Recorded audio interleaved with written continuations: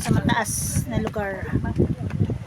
Hindi naman siya totally mataas. Bali, sa taas niyan yung simbahan. Ang Kalwargi ba yun? Basta yun na yung simbahan na yun. Nakapunta lang ako dito sa simbahan na to way back 2018. Kasama ko yung iba kong mga kaibigan. Ayun, sabi nila, dito daw kami pumunta. Bali, pangalawang simbahan na namin to. Magsisimba muna kami dyan. Tapos sa gilid niyan may pasyalan. Ayun yung mga kasama ko. Medyo tama lang mga senior. Silipin natin yung ibang side. Kasi iba nakapanik na rin naman eh. Iniantay lang namin yung mga kasama namin.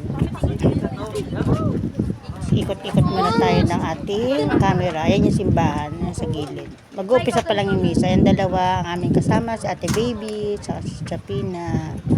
Akala nila pang na ganyan ako picture. Hindi nila alam video. Yan yung aming kasamahan.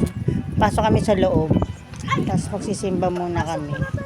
Pero ako parang hindi ko na tinapos yung misa kasi inaatake ko ng kubo. Ayan.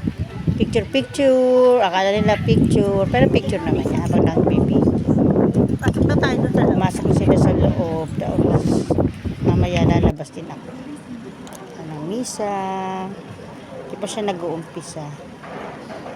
Pero paumpisa na siya. Mga 11 na kasi yan.